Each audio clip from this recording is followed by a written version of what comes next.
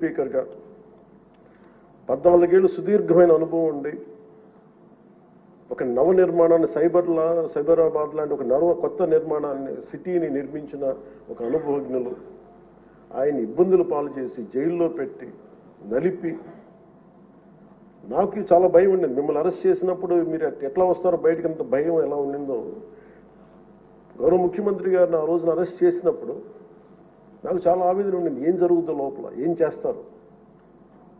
ఒక ఎంపీగా మిమ్మల్ని ఇలా చేయగలిగినప్పుడు ఆయన్ని కూర్చోబెట్టి రాష్ట్రంలో ఏమేం చేస్తారన్నది నిజంగా ఆవేదన. అది ఆ రోజు తగులుకు నాకు అనిపించింది. ఈ రోజున అందరం బయటకు వచ్చి నిలబడ్డాం. దేనికి? ఇది ఒక చంద్రబాబు గారి కోసం, మీకోసం కదా, ప్రజాస్వామ్యాన్ని నిలబెట్టాలని. ప్రజాస్వామ్యం it should be eternal vigilance. మనకి ఎటర్నల్ అంటే నిరంతర పహారా లేకపోతే మనకి సరిహద్దుల్లో మన హద్దుల్ని ఎలా కాపాడుకుని నిరంతర పహారా అవసరము. ప్రజాస్వామ్యాన్ని కాపాడుకోవడానికి నిరంతర పహార అవసరం. అందుకని మేమందరం eternal vigilance is essential for democracy. మేమందరం బయటకు వచ్చి ప్రజాస్వామ్యాన్ని కాపాడుకోవడానికి మనందరం పడ్డ తపన ఈ రోజున ఈ సభ నిలువెత్తు నిదర్శనం. మీరు ఖచ్చితంగా మీరు సభా గౌరవాన్ని నిలబెట్టాలని మనస్ఫూర్తి. మీ విట్టు కోల్పోకండి, మీ సెన్స్ ఆఫ్ హ్యూమర్ కోల్పోకండి. ఎందుకంటే మీరు ఉంటేనే లైవ్లీగా ఉండి, మీరుంటే అన్ని నవ్వులు పువ్వులు ఉన్నాయి చూడండి. ఆనందాన్ని తీయకండి. అట్ ది సేమ్ టైం మేము కోరుకునేది కూడా ఆ ప్రజాస్వామ్యం తాలూకా విలువల్ని, ఆ భాషని కాపాడు. సభల్లో భాష దిగజారిపోతే అది రోడ్ల మీదకి వెళ్ళిపోతుంది ఈరోజు. అంటే ఎవరు ఏం మాట్లాడుతున్నారో ఇష్టం వచ్చినట్టు మాట్లాడి, బూతులు తిట్టి, మేము ఇళ్లలోకి వచ్చి మీ ఇంట్లో మీ ఆడపడుచుని రేపులు చేస్తాం, మీ పిల్లల్ని ఎలా అంటాం. అడ్డగోలు ఈరోజు ఇంతమంది మాట్లాడుతున్నారంటే దానికి చట్టసభల్లో నుంచే ఆ కదలిక మొదలు. ఆ హుందాతనం పోయింది సభలో.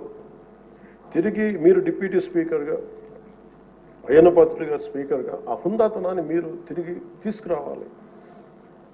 1-2 సందర్భాల్లో మనం వచ్చినప్పుడు ఎవరో ఒక మాట ఏదో అంటే గౌరవ ముఖ్యమంత్రి చంద్రబాబు నాయుడు గారు ప్రత్యేకించి చేయొద్దు, మళ్ళీ ఇంకా అలాంటి కల్చర్ తీసుకురాకండి, అది అయిపోయింది గతం. సో అది మీరు మనస్ఫూర్తిగా దాన్ని పాటించి సభ గౌరవాన్ని నిలబెట్టాలని కోరుకుంటా ఉన్నాను. ఒక విన్నపం అధ్యక్ష స్థానంలో కూర్చున్న మీకు,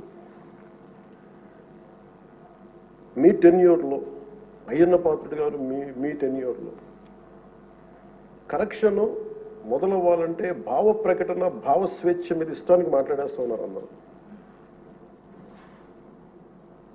మనకి గౌరవ మంత్రి లోకేష్ గారిని బుద్ధులు తిడతారు.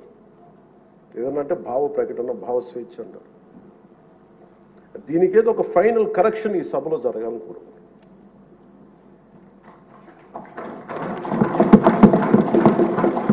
అంటే ప్రజలు నోరెత్తి ప్రకటన జరగాలి. డిసెంట్ ప్రజాస్వామ్యంలో dissent in democracy is very essential.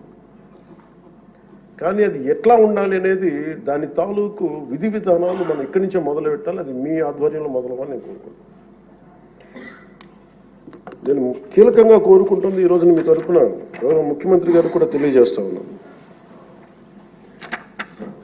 Social media abuse protection bill అత్యంత తక్కువ సమయంలో రావాలి, బాగా చర్చ జరగాలి. మీరు డిప్యూటీ స్పీకర్ హోదాలో ఉండి, అయ్యన్న పాత్రుడు గారు స్పీకర్ హోదాలో ఉండి మీ టెన్యూర్లో social media abuse protection bill రావాలి. మన హోంమంత్రి గారిని వదలలేదు, అనిత గారిని, ఇంట్లో ఉన్న ఆడవాళ్ళని వదలట్లేదు. అంటే